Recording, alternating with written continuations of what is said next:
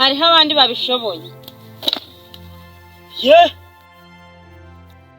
uyu mwana mutuma hena akahajya mutumi bwabo agerayo yajya mu burengerazuba mu bundi bwami naho akajyayo gute tutatayobora ubwami.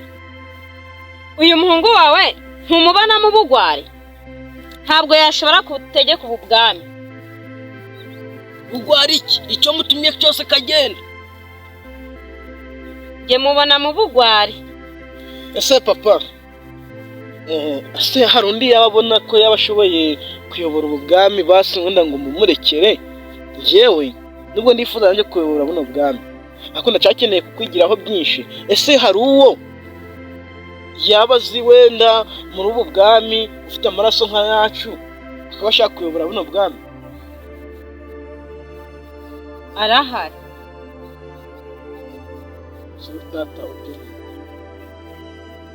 Wame amaye imbaraga!